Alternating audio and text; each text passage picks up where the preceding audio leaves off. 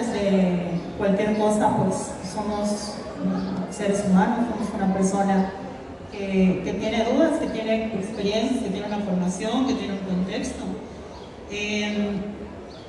De alguna manera, y creo que también lo mencioné en el libro, pues nunca me he sentido 100% como abogada, o sea, yo no iba a entrar a la carrera, o sea, yo iba a estudiar psicología, o sea, yo desde segundo de secundaria decía, voy a estudiar psicología. Pero luego había una clase que era una optativa que te ponían en la prepa de psicología y me fue mal en el examen. Entonces caí en pánico y 2 semanas antes de presentar el examen en la autónoma, dije, no, pues psicología no, porque soy pésima para eso, como el síndrome de la impostora, ¿no? Y eso, no, pues entonces quiere decir que no, ¿y a qué lo cambio? Y no sabía qué, dije, pues derecho, ya iba a quedar. Entonces yo no quería entrar a derecho, los 2 primeros años odié la carrera, me valía, yo me iba a salir, de hecho, como que de repente estaba en las clases, decía, X, da igual porque ya me voy a salir de la carrera. O sea, yo estaba decidida, me iba a salir de la carrera, estaba esperando que termine el segundo año, porque incluso fue una cosa que había hablado con mis papás, que me dijeron termina al menos el segundo año antes de hacer cualquier cosa. Pero al final me quedé, pero como que nunca me terminé de conectar con esto, ¿no? Y justo el tema del anarquismo también. A veces lo que me preocupa es que en el anarquismo creo que hay un poco más dogmatismo del que se debería. Entonces como que hay mucha gente que me dice que yo no soy anarquista, pues yo no puedo ser anarquista porque estudié derecho, porque tengo privilegio, bla, bla. Entonces digo, bueno, pues entonces tampoco soy, ¿no? Entonces como que no estoy segura, ¿no? Creo que es un poquito de ambos y nada. Ok, sí, y bueno, la invitación me llamó la atención. Ella, después de un análisis, da los puntos para militar el presente como individuo. Y de eso voy a rescatar uno, y te pido por favor también tu opinión en términos de inteligencia artificial, porque escribes jueces sin rostro, someternos a jueces sin rostro. ¿Quiénes son esos jueces? ¿Jueces? La inteligencia artificial. ¿Qué piensas al respecto? ¿Eso es posible?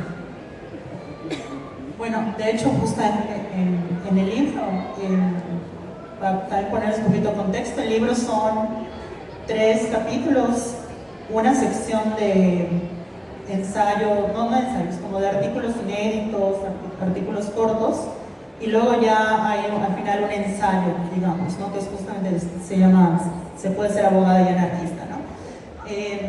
En pregunta. Pero en la parte esta de artículos cortos, hay uno que es justo sobre el tema de inteligencia artificial, ¿no? Y a mí me llama mucho la atención porque justo como usted menciona, es un tema como, pues, que requiere interdisciplina.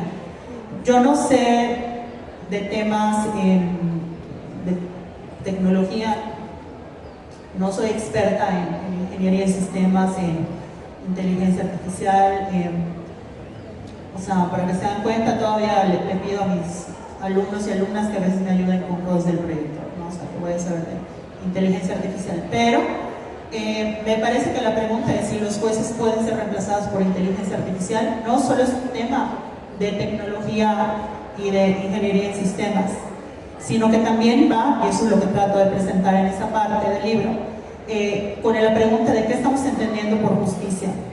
Porque cuando la gente dice es que la inteligencia artificial va a reemplazar a los jueces, a mí me genera muchas dudas de qué estamos entendiendo que tiene que ser un juez, cómo entendemos la imparcialidad, cómo entendemos qué es lo que hace un juez o una jueza. Y a mí, pues me preocupa porque no sé los alcances que tiene o pueda tener actualmente la inteligencia artificial, pero lo que sí me preocupa es que pueda utilizarse esta idea de que la inteligencia artificial reemplace a los jueces como una forma de disfrazar a decisiones políticamente cargadas como algo neutral. O sea, el derecho no es neutral.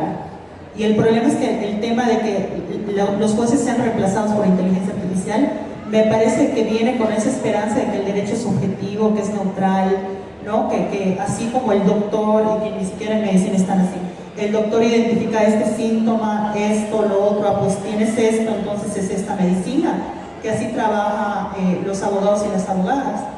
Y la verdad es que los jueces y jueces son actores políticos. A muchos del gremio no les gusta reconocer eso todavía, a pesar de que llevamos décadas con esta discusión, pero son actores políticos. O sea, de hecho, en el libro lo pongo también como un ejemplo, y se lo pongo siempre a mis alumnos y alumnas. Imagínense el primer amparo que llegó a este país por matrimonio igualitario. La primera vez que una pareja de dos hombres presentó una demanda diciendo queremos que nos den permiso para casarnos. Imagínense que son juezas, jueces que están en esa oficina y que en eso tocan a su puerta su secretario de acuerdos, o sea, el que trabaja con ustedes. Y bueno, ¿cuáles son los asuntos que llegan hoy? No, pues está esto del SAT y de no sé qué, y de no sé qué. Ah, oye, y llegó esta demanda que es de dos hombres que se quieren casar. En ese instante, ese juez o jueza ya sabía que quería resolver. No lo dijo, pero ya sabía. A lo mejor le dijo, ok, lo checamos. Y se pusieron a revisar fuentes, precedentes, todas las piezas jurídicas para tratar de moldear la solución a la que querían llegar. Esos son los jueces y juezas. Entonces, a mí me parece una payasada pensar que va a haber un juez que se va a abstraer de su persona, de su contexto, de su postura política, de su religión, de sus prejuicios, de sus vivencias, de su todo, para estar así como un ente en el nirvana, más allá del bien y el mal, y esta es la verdad y la solución. O sea, lo que tenemos que más bien es cuestionar es cuáles son los parámetros que les permitimos o no para resolver las cosas. O sea, ¿qué entendemos por una decisión que está bien armada? Ese tipo de cuestionamientos, ¿no? Entonces, a mí lo que me preocupa es que, y que eso puede pasar con otras cosas que no es el derecho, me lo dijo la inteligencia artificial, pero ¿quién alimenta la inteligencia artificial? Porque la inteligencia artificial que reemplaza al juez, la van a alimentar con precedentes judiciales, con teoría jurídica, con métodos de interpretación, y eso no es neutral. Eso no es neutral. Hay mucha discusión en el derecho sobre cuál es la forma correcta de interpretar las normas y cuál no. Por ejemplo, les voy a poner un ejemplo para no aburrirles mucho. Está el método historicista, que a los gringos les encanta, que es qué querían decir los padres fundadores, los founding fathers, ¿no?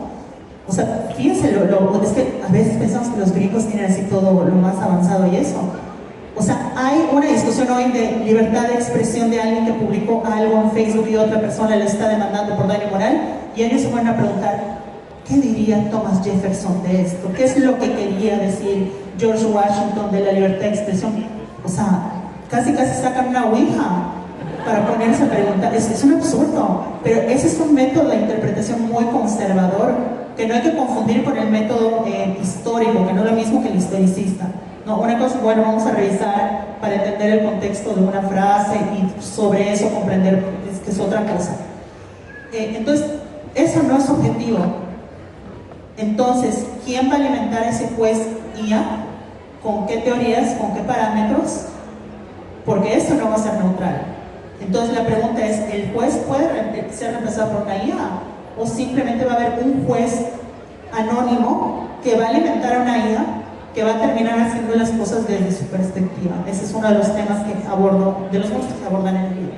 ¿Quiénes han tenido una experiencia con un abogado o una abogada? Manténganla arriba. Una experiencia con abogados y abogadas, manténganla arriba. Y ahora, dejen su mano arriba quienes han tenido una buena experiencia con abogados y abogadas, quien su experiencia fue buena. Esos que tuvieron buena experiencia, ¿cuántos entendían lo que les decían esos abogados? La mayoría la mantuvo, o sea, en gran medida, gracias. En gran medida creo que, digo, no es que sea todo, las buenas y malas experiencias pueden ser varias cosas, pero, a ver, incluso no es opinión, sí hay incluso como fuentes históricas que evidencian que el derecho adrede se hizo pues elitista, o sea, incluso el lenguaje, todo esto de que fuera en latín, porque originalmente se estudiaba en latín, era con la intención de que no se entendiera. O sea, no es solo que no es accidental.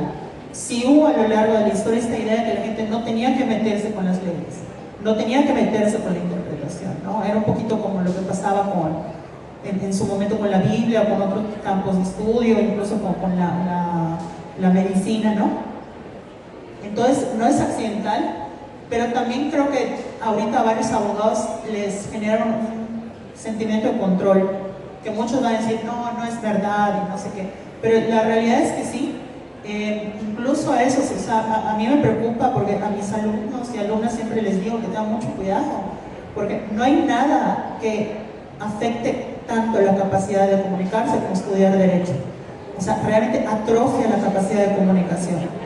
Entonces yo siempre les digo que cuiden no perder eso, porque es impresionante cómo llega un alumno o una alumna en el primer semestre, son buenísimos expresándose y cuando terminan parecen que están imitando a políticos de los 80s, ¿no? Pero es eso, el hablar rebuscado, oraciones complejas. Yo todavía tengo resquicios de eso, ¿no? Como ciertas conjugaciones cuando escribo y eso. Pero la realidad es que eso es un problema y eso aleja a las personas. O sea, al final del día los médicos y los abogados tienen algo en común, que es que, entre otras cosas, cuando tú vas con un médico y un abogado, sabes que tienes un problema. Te angustia lo que te pueda pasar con ese problema, pero no comprendes este problema. El médico y el abogado sí. Y cuando te dicen qué es lo que tienen, tú no entiendes qué es lo que tienes. Y cuando te lo tratan de explicar, no lo entiendes. ¿Qué es lo que te queda? Aceptar lo que te digan. No, pues la solución es, tienes que tomar esto, tienes que pagar tal tratamiento, tienes que llevar tal juicio, tienes que hacer esto. ¿Y qué es lo que te queda? Aceptar. Entonces, es tu problema, es tu cuerpo, es tu vida. Pero no entiendes lo que pasa y eso da un control.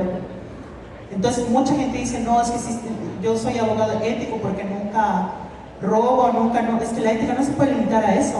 O sea, que tanto tú renuncias a esa relación de poder o tratas de ser consciente que hay esa relación asimétrica intrínseca, que tanto te preocupas porque la persona entienda las cosas. A mí me critican un chorro por cómo, pues porque me vale mucho lo del lenguaje abogadil, como siempre se les digo también a mi alumnado, una cosa es el lenguaje técnico y otra cosa es el lenguaje accesible. Lo accesible no quita lo técnicamente correcto, y siempre les pongo un ejemplo que utilizo mucho, que es, por ejemplo, yo siempre a las personas que acompañan juicios, cuando tenemos que presentar un recurso, ¿quién de aquí ha escuchado la palabra recurso de juicios? ¿Quién sabe qué es? Ok, bueno, sí sabe. Cuando les digo que, no les digo vamos a presentar un recurso de revisión en contra de la resolución que niega la suspensión definitiva. Les digo, el juez resolvió esto, lo que vamos a hacer es acusarlo con sus superiores. Vamos a acusarlo con 3 magistrados que son sus superiores para que le ordenen cambiar esa decisión. Eso es un recurso. Y varios abogados me tiran mierda, pero ¿cómo dices eso que acusar? Argumentame que presentar un recurso no es acusar a un juez. Técnicamente es correcto, es decir, esta cosa que hizo este juez es incorrecta. Señores magistrados, ustedes que son su superior y que tienen el poder de ordenarle que la cambie, modifíquenla. Eso es acusar. Y cuando lo digo así, la gente a la que acompaño lo entiende. No me voy a poner a hablar rimbombante nada más para que... O sea, y eso es absurdo, y eso genera dinámicas de poder, genera lejanía y hace que las personas sientan que no deben involucrarse en su propio caso. Y eso es súper peligroso, porque el caso no es del abogado. O sea, la labor de los abogados en todo caso tendría que ser traducir las cosas para que la persona afectada conozca cuáles son sus opciones y decida esa persona, no el abogado, cuál es la que mejor le conviene dependiendo de sus necesidades y contexto.